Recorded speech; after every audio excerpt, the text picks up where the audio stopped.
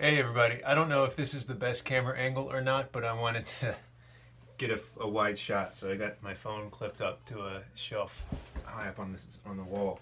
Um, so I'm in the process of changing the strings on my bass, and I've got one string left, and I wanted to talk through the process with you in case some of you are unfamiliar with changing bass strings. It's not really all that hard, and Guitar Center or other music stores or repair shops charge a lot of money to change strings because they don't want to do it. It takes up time for them. So the first thing to do is I've changed all but the G string. I know some people take all the strings off and like to wipe down the fingerboard and stuff and then put all the strings back on. I tend to do mine one at a time. It's just easier to manage stuff.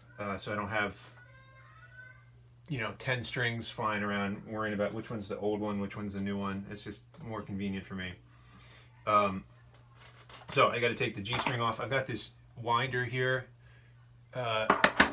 It's a winder slash string clipper.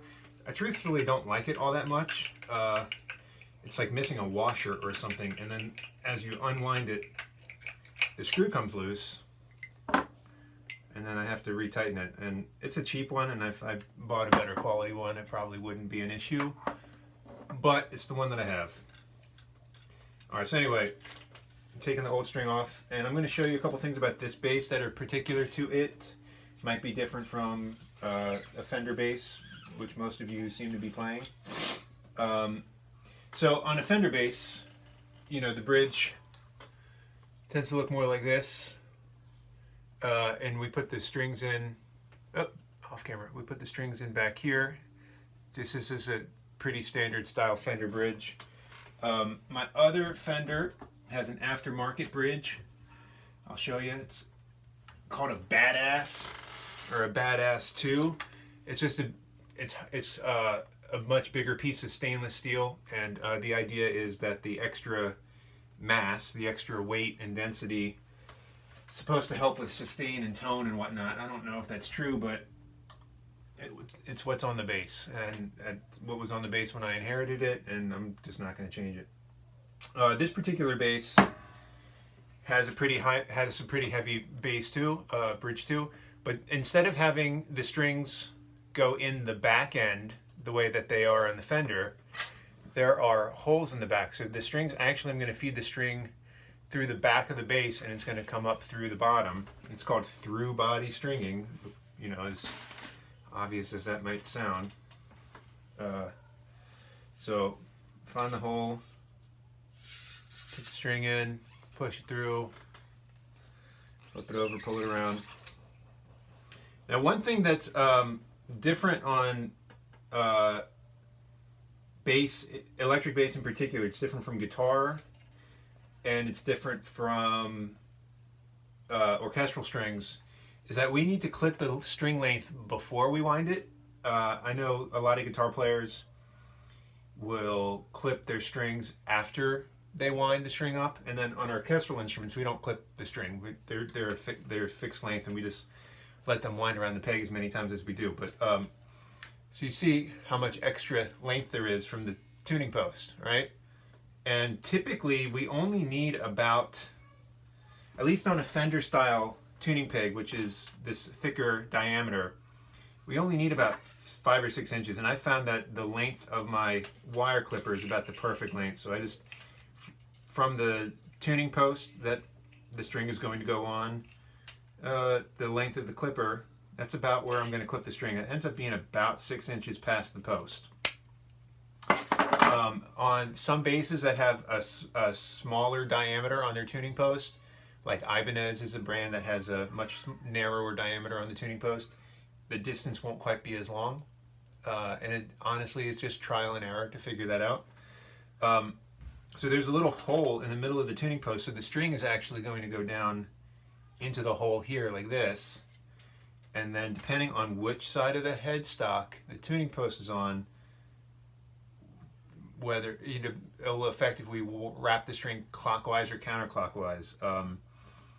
if it's on the bass side, you know, on the low string side, we wrap it clockwise, and if it's on the treble side, we wrap it counterclockwise, because we want the strings going towards the middle no matter what, okay?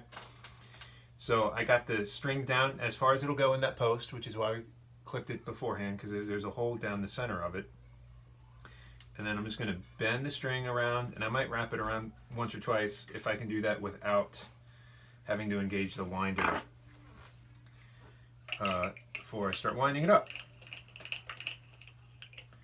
And one thing you really want to do when you're doing this is pay attention that the wraps are getting stacked towards the bottom, because we need the tension of the way the string bends over the nut towards the tuning post, so that the string doesn't rattle or stay loose in the seat of the nut. So what I'm talking about here is the wraps.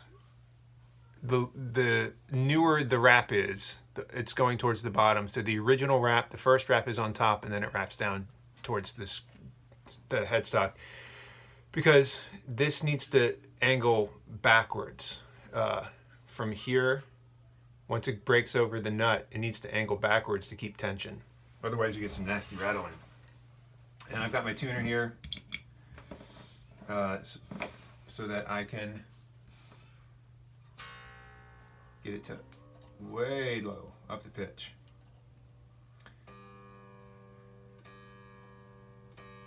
And then everything else has been stretching and settling, so I got to retune the whole bass.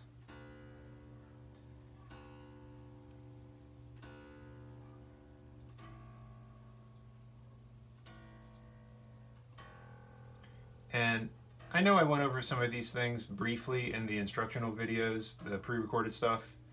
I tend to prefer kind of medium to medium light gauge strings for general use. On my vintage Fender with the flat wounds, I use a slightly heavier gauge string on that, because it's idiomatic to the, you know, stylistically correct, kind of a period thing.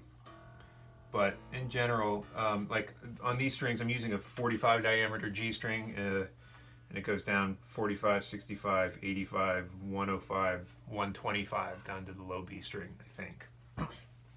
And that's pretty standard, 45 to 100 or 45 to 105 on a 4-string bass. So anyway, that's changing a string, and maybe in another video later in the semester I'll talk about making adjustments on the bridge to adjust intonation. The bass can be out of tune with itself, and it's pretty easy to make those adjustments, but we're already coming up on 8 minutes, and I don't want to make you watch another 15 minutes of that, so we might make that another video. If it's of interest, you can kind of just leave me a comment or let me know. All right, anyway, keep up the good work. Thanks.